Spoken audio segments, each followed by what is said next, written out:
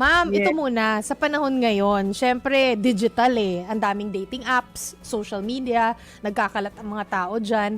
Mas Nagkalat ang mga tao, di nagkakalat. Nagkalat. Oo, nagkalat at nagkakalat minsan, ha? Ang premise ni Chigi talaga, Ma'am, mas madali bang makahanap ng hindi lang pagmamahal, pero totoong pagmamahal? True love.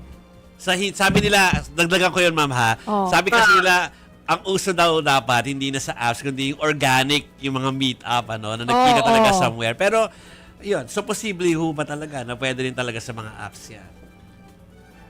Sa apps, parang napapadali ang proseso ng paghahanap. Kasi meron parang informasyon, di ba, na hinihingi. So may matching.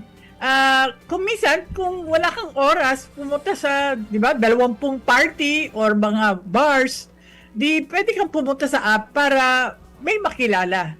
Okay lang yon. Pero, pagka meron kang nahanap na gusto mong mas makilala at parang interested ka, kailangan magkita kayo ng face-to-face, hindi lang online. Paano mo po malaman kung seryoso ang tao at hindi lang yung laro-laro lang po? Ayan, yan ang talagang kailangan, parang sa bangko, may parang credit investigation, no? Yun yung kulang. Know your Kasi client, di ba? KYC. yung organic na sinasabi, pinakilala ka ng kaibigan mo, so meron kang connection. Pero dito, pag sa app,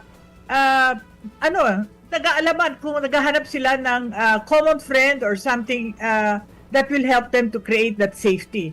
Yung iba, alam ko, nagpapa-investigate talaga eh. Pinapacheck nila, lalo na kung gusto nila. Bakit hindi, di ba?